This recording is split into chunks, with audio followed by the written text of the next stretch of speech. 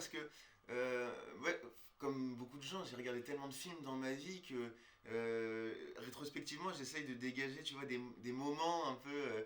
Je sais que les premiers blockbusters américains, type Indiana Jones, que je cite souvent même dans les films, enfin par les personnages de mes films, avec mon père, parce que mon père, il aime bien les films d'action, les films de spectacle, il adore Benjamin Gates, Da Vinci Code, tu vois, les trucs d'aventure vraiment. Ça, c'était quand j'étais petit, ça m'a vraiment énormément marqué. Parce que ça, aujourd'hui encore, je les revois, j'y pense souvent, ça a complètement impacté mon imaginaire. Et, euh, et en fait, il y a eu aussi les comédies américaines, les buddy movies, quoi. 21 Jump Street, Rush Hour. Rush Hour, quand j'étais petit, c'était mes films préférés, quoi, que je revoyais tout le temps. Même les Blues Brothers, par exemple. Enfin, là, je mélange un peu les époques, mais l'idée du duo de mecs, avec des comédies d'action. Euh, donc, beaucoup de films américains, dans un premier temps. Et il y a eu un petit moment de révélation, je crois, qui m'a poussé, moi, à me dire, tiens, ici, je m'y mettais, si j'essayais aussi. C'est quand j'ai découvert les comédies d'Antonin Perjatko, ses courts-métrages et La fille du 14 juillet. Et quelques années plus tard, Benoît Forjard, Gaz de France, où tu te dis, tiens, il y a une comédie bizarroïde, avec plein de références au cinéma, mais d'autres genres qui se mélangent et un ton vraiment original. Là, ça m'a. Ouais, en 2015, quand j'ai vu Gaz de France à l'Assise, j'ai commencé à me dire que vraiment j'avais envie de faire des films, quoi. Donc c'est peut-être le moment de bascule, quoi.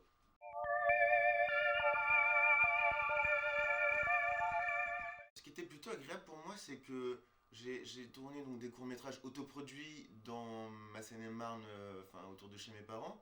Et quand j'ai rencontré mon producteur, Emmanuel Chaumet, ben, on a continué de bosser un peu de la même façon, avec des équipes réduites, avec légèreté, dans les mêmes décors, aussi un peu à l'arrache souvent. Donc j'ai pas senti vraiment, à part qu'on était tous payés et que j'étais accompagné par un producteur qui aime le cinéma et qui a un regard hyper intéressant sur la fabrication des films, bah moi j'avais pas l'impression que d'un coup j'étais dans le grand bain, une star hollywoodienne ou quoi, pas du tout. On continue à bosser de la même façon, avec la même équipe, avec les mêmes acteurs, dans l'artisanat quoi.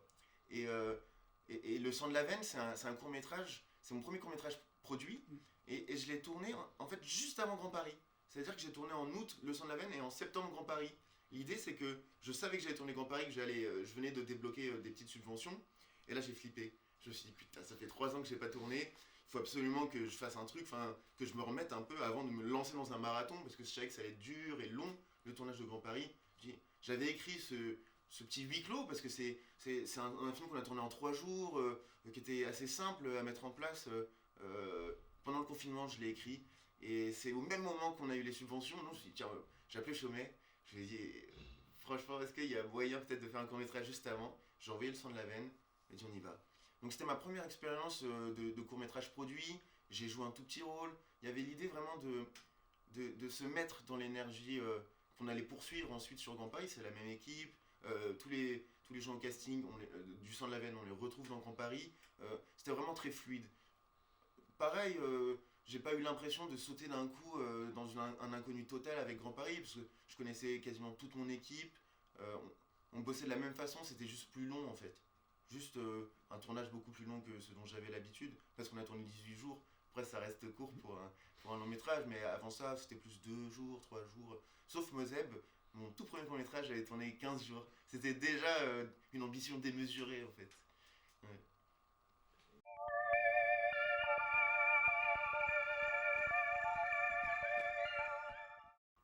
J'ai une façon de papillonner quand j'écris et quand je tourne.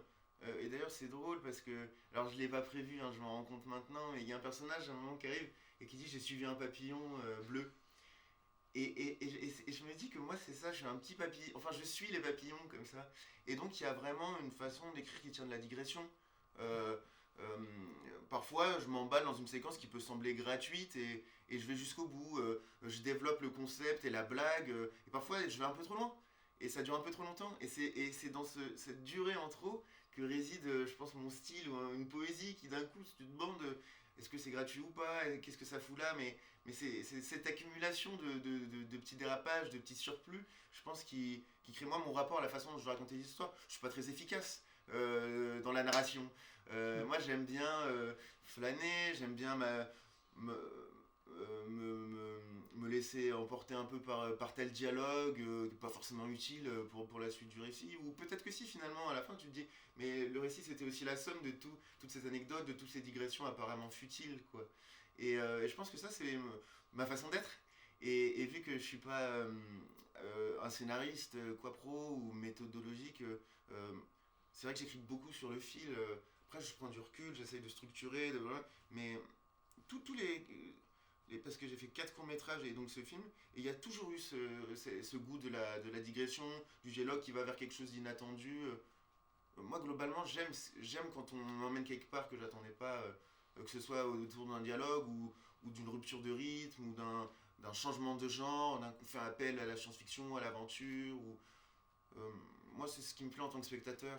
Et c'est vrai que je travaille beaucoup, c'est beaucoup mon moteur, ce que j'aime voir au cinéma quand j'écris pour le transposer à ma. Et c'est vrai que Grand Paris, par exemple, c'est un film que j'aurais bien aimé aller voir au cinéma. C'est un peu mon étoile polaire que je suis, quoi. Parfois, c'est dans un seul plan. Nous, parfois, on a des timings, tu peux pas le retravailler au montage, quoi. Et ça, c'est dans mon deuxième court-métrage, Les Vacances à Chelles, où c'est le plus apparent, je pense. On a beaucoup de plans assez larges, où c'est le timing des comédiens qui fonctionne. Mm. C'est pas tellement, on se repose pas tellement sur le montage. Et donc à Paris, c'est un mix des deux. C'est-à-dire que parfois, c'est la coupe qui va appuyer un effet comique. Parfois, c'est vraiment comment, souvent quand on est en duo, Mamadou et moi, il faut qu'on soit en rythme, il faut qu'on soit vraiment dans le plan, parce que sinon, ça fonctionne pas. Ouais. À la comédie, c'est pas. Après, moi, c'est quelque chose qui a toujours été instinctif, quoi, de faire ces blagues-là et que ça marche bon, plus ou moins. C'est pas toujours hyper marrant, mais je me suis jamais trop posé de questions. Tu vois, il y a un truc comme ça, on y va, on s'amuse et puis après, c'est amusant. Tu sais, il y a une phrase qui dit rire au tournage, pleure au montage. Et moi, je pense que c'est pas tout à fait vrai. Mais c'est pas forcément la séquence où on a le plus rigolé au tournage qui se retrouve la plus drôle, hein. Mais faut pas jeter une séquence juste parce qu'on s'est marré.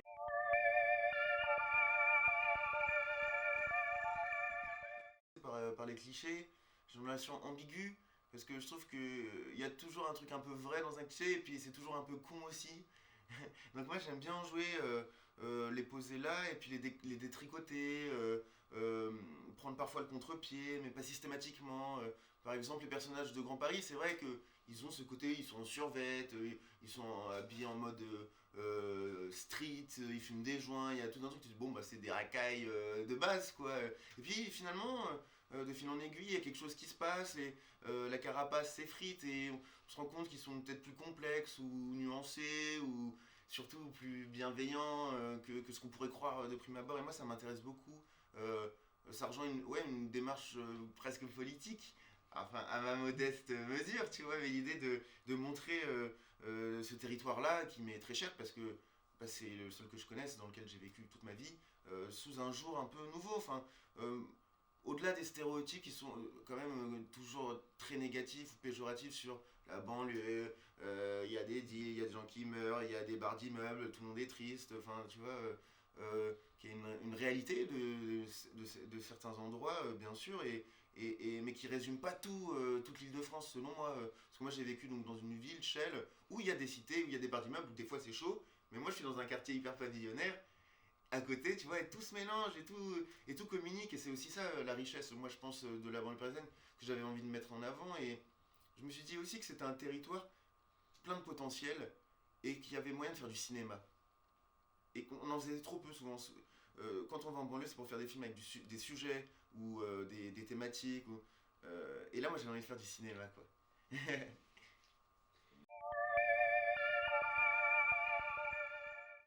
Il y a quelque chose de très pyramidal dans la façon dont ça marche le cinéma, j'allais dire en France, mais en général, je crois. Bah, rien que je suis tout seul là pour vous parler, alors qu'on était 20 ou 30 sur les différents tournages. Il y a un truc où, oui, à la fin, le cinéaste ou la cinéaste se retrouve projeté sur les projecteurs. Sur la journée. C'est vrai que nous. Alors, moi, je suis pas. Comment J'aime bien partager, j'aime bien accepter les idées, je suis très dans la communication. Après, je tranche quand même sur le tour. J'ai vraiment une idée précise de la direction, j'ai un style un peu qu'on a développé avec mon chef opérateur Vincent depuis quelques films et vu qu'on bosse toujours avec les mêmes personnes, effectivement, d'un film à l'autre. En fait, c'est très simple, hein, quand on a commencé, on est en autoproduction, on était tous bénévoles, c'était aussi des moyens de passer des week-ends ensemble, chez mes parents, partir un peu à l'aventure entre potes, et j'ai constitué comme ça au fur et à mesure une sorte de troupe, ouais, effectivement, avec des jeunes gens de mon âge qui avaient envie de se professionnaliser, ou pas tellement, mais que ça faisait marrer de venir filer un coup de main, et de film en film, on se retrouve, on prend des habitudes, on commence à se professionnaliser en même temps. Là, sur Grand Paris, on passe à notre premier long métrage. Enfin, il y en a certains qui avaient déjà fait des longs métrages, mais à des postes différents. Là, d'un coup, premier long métrage du chef monteur, du chef opérateur, du chef régisseur. Tu vois, de moi, du coup, réalisateur. Et on est nombreux comme ça à grandir ensemble. Et c'est vrai que vu qu'on est amis, on a envie de se revoir. Et ensuite, au-delà du tournage, il y a toute la vie du film derrière. On va dans des festivals, on fait des avant-premières, des projections. Ce soir, il y a une avant-première au MK de Bibliothèque, il y a quasiment toute l'équipe qui vient. On va boire des coups, on se retrouve. Et c'est vrai qu'il y a quelque chose comme ça de l'esprit de groupe. Après, sur le tournage, moi, je suis bon, voilà, on bosse, quoi, tu vois. On est entre potes, moi, je suis toujours très détendu pour parler du film parce que je me prends pas au sérieux, tu vois. Je me prends pas la tête. Par contre, sur le tournage, je suis pas là pour déconner, quoi. Je suis assez différent de ce qu'on pourrait penser. Je suis pas un dictateur, hein, mais je suis. Voilà, on y va.